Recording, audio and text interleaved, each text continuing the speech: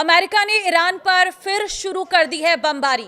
Hormuz में जहाज पर आईआरजीसी के हमले के बाद तनाव बढ़ गया है।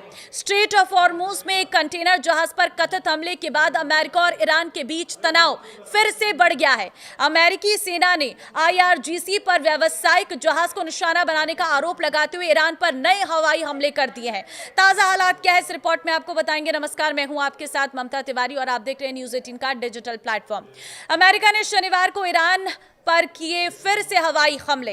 अमेरिकी सेना के मुताबिक ये कार्रवाई स्ट्रेट ऑफ हॉर्मुज से गुजर रहे साइप्रस के झंडे वाले कंटेनर जहाज MVGFS गैलेक्सी पर Islamic revolutionary guard corps IRGC के हमले के जवाब में की गई है। अमेरिकी सेंट्रल कमांड ने बताया कि शनिवार शाम 7:15 पर अमेरिकी समय अनुसार हमले शुरू किए गए। ये इस सप्ताह ईरान के खिलाफ अमेरिका की तीसरी सैन्य कार्रवाई है। सेंटकॉम ने सोशल मीडिया प्लेटफॉर्म एक्स पर जारी बयान में कहा है कि IRGC द्वारा साइप्रस के झंडे वाले कंटेनर जहाज पर किए गए हमले में एक नागरिक चालक दल का सदस्य लापता हो गया है। जहाज में आग लग गई है और इंजन रूम को भारी नुकसान पहुंचा है, जिसके कारण जहाज अपनी आगे की यात्रा जारी रखने की स्थिति में नहीं है। अमेरिकी सेना ने कहा है कि पहले भी ईरान को वाणिज्यिक जहाजों पर हमले के लिए जवाबदेह ठहराने के बाद उसे समझौते का पालन करने का अवसर दिया गया था, लेकिन उसने एक बार फिर ऐसा नहीं किया। इसी वजह से यह सैन्य कार्रवाई की गई है। अमेरिकी सेंट्रल कमांड के मुताबिक इन हमलों का उद्देश्य ईरान की उन क्षमताओं को कमजोर करना है जिसका इस्तेमाल वो स्ट्रेट ऑफ हॉर्मुज से गुजरने वाले व्यावसायिक जहाजों पर हमला करने के लिए करता है।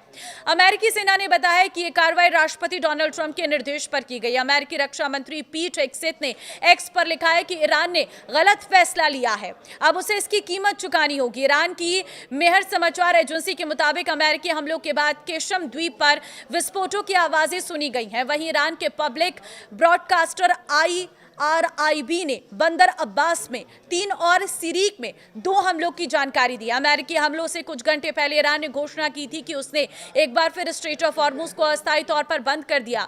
ईरान का कहना है कि एक जहाज ने हॉर्मुज में अनधिकृत मार्ग का इस्तेमाल किया था, जिस पर चेतावनी के तौर पर गोली चलाई गई।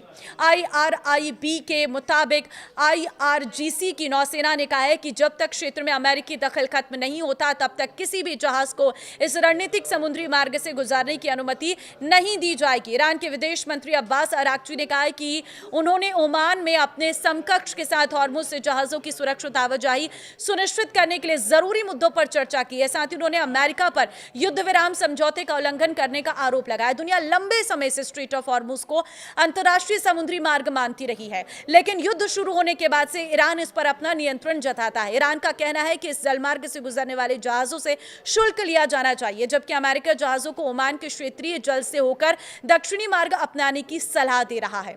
तो फिलहाल अभी फिर से एक बार युद्ध शुरू हो चुका है, मतलब फिर एक बार हालात गंभीर होने वाले हैं। इस युद्ध का खात्मा का इंतजार पूरी दुनिया को है, लेकिन यह खत्म होता नजर नहीं आ रहा है। बातचीत भी हो रही है, युद्ध भी हो रहा है, ऐसे में कोई समाधान अभी तक नहीं निकल पाया है। अब देखना होगा कि कब तक समाधान निकल पाता है। फिलहाल आपको क्या लग रहा है, मुझे कमेंट में अपनी राय जरूर देना। इस वीडियो को शेयर कर देना। नमस्कार।